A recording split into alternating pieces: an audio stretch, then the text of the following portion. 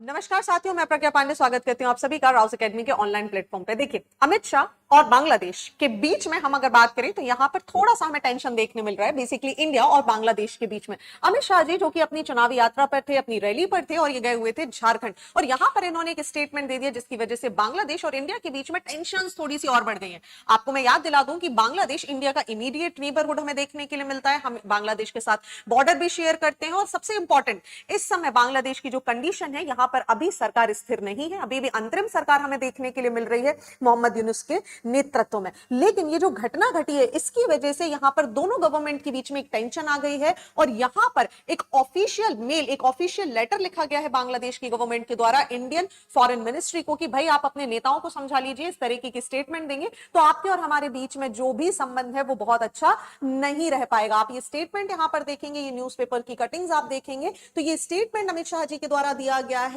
Bangladeshi infiltration को लेकर, बांग्लादेशी घुसपैठियों को लेकर। अब ये पूरी घटना घटी कहां पर है इसे समझ लीजिए। देखिए, रिसेंटली अगर हम बात करें तो अमित शाह जी यहां पर जो झारखंड में चुनावी यात्रा, अपनी चुनावी रैलियों को यहां पर संबोधित कर रहे थे, और साहिबगंज झारखंड के एरिया में इस बारे में बात की जा रही थी। अब अगर आप झारखंड और बांग्लादेश को देखने की कोशिश करेंगे तो ये डायरेक्टली एक दूसरे से नहीं मिलते, लेकिन इनकी विसिनिटी अगर आप देखें तो क्लोजनेस बहुत ज्यादा है, जिसकी वजह से बांग्लादेश से कई बार बहुत सारे इलीगल जो माइग्रेंट्स होते हैं ये जो झारखंड में आ जाते हैं। और इसी को ध्यान में रखते हुए झारखंड में कई ज्यादा लोग परेशान है, हाईकोर्ट भी कई बार ऑर्डर दे चुका है, और उसी को ध्यान में रखते हुए यहां पर अमित शाह जी ने एक शब्द बोल दिया कि देखिए,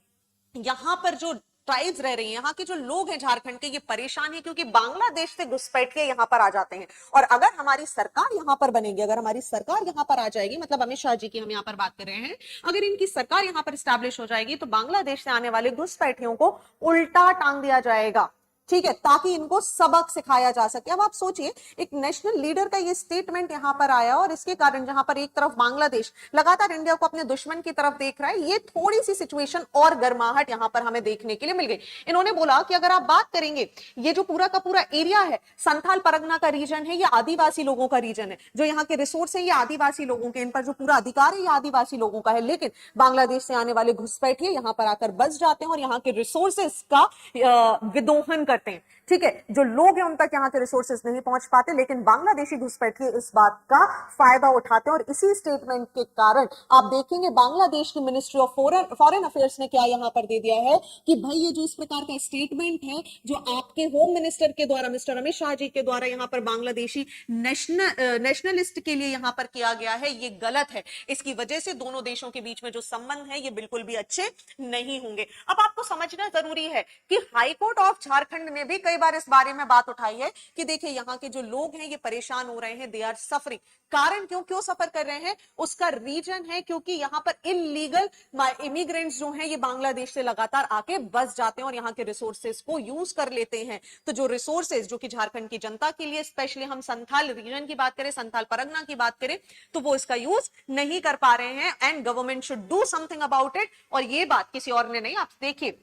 one of the apex bodies की अगर हम बात करें तो हाई कोर्ट ऑफ झारखंड के द्वारा ये स्टेटमेंट दिया गया है। देखिए, अब प्रॉब्लम कहां पर आ जाती है जब भी हम इस तरीके के स्टेटमेंट्स के बारे में बात करते हैं, तो सबसे पहले आप देखिए, बांग्लादेश एक तरफ बोल रहा है कि हमारी तरफ से कोई भी घुसपैठिए आपके देश में नहीं आए हैं, आप ये जो बातें कर रहे हैं ये पूरी तरीके से गलत है, बांग्लादेश से किसी भी प्रकार का कोई घुसपैठिया नहीं आया है, ठीक है। एक तरफ तो बांग्लादेश देखिए मना करता है कि हमारी तरफ से घुसपैठिए नहीं आते हैं, ठीक है, हमारे यहां से किसी भी प्रकार का इलीगल इमिग्रेशन इंडिया में नहीं होता है। लेकिन जब भारत में सीए जैसी चीजों को लाया गया, ठीक है, जब हम यहां पर सिटीजनशिप अमेंडमेंट एक्ट्स लेकर आ रहे थे, तब बांग्लादेश की सरकार ने ही भारत से लिखित में यह बात ली थी कि देखिए, हमारे यहां के जो लोग हैं उनको किसी भी प्रकार का कोई नुकसान नहीं होगा। तो एक तरफ आप ये बात नहीं मानना चाहते हैं कि आपके देश में खुद, जहां पर आपके देश में जो दूसरी कम्युनिटीज के लोग रह रहे हैं, जो माइनॉरिटीज रह रही हैं, उनके ऊपर परसिक्यूशन किया जा रहा है, they are not safe. But on the other hand आप यहां पर बात कर रहे हैं कि दूसरे देश में आपके यहां के जो इमिग्रेंट्स आ रहे हैं, दैट इज इलीगल इमिग्रेंट,